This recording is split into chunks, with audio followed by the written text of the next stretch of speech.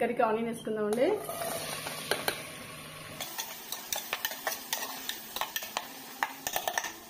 ఇప్పుడు చికెన్ కర్రీకి మనం ఇవన్నీ నూరుకుందామండి. జీలకర్ర, యాలకులు, గ్రాంబు, చెక్క, గసగసాలు ఇవన్నీ ఇప్పుడు మిక్సీ పట్టుకుందామండి. ఇప్పుడు మనం 2 పచ్చిమిర్చి వేసుకుందామండి.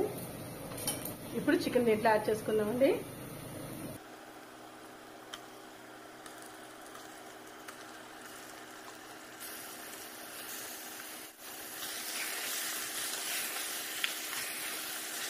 వేసుకుందాం సాల్ట్,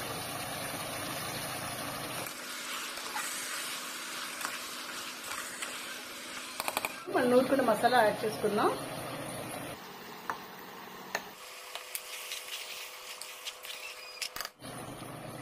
కారం యాడ్ చేసుకుందాం.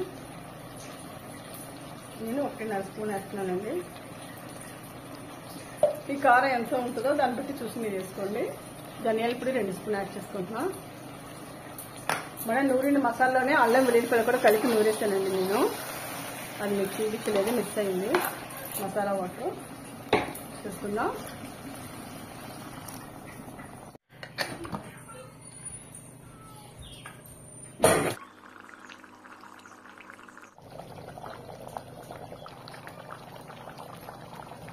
కుక్కర్ నుంచి ముక్కుడికైతే మార్చుకున్నాను నేను.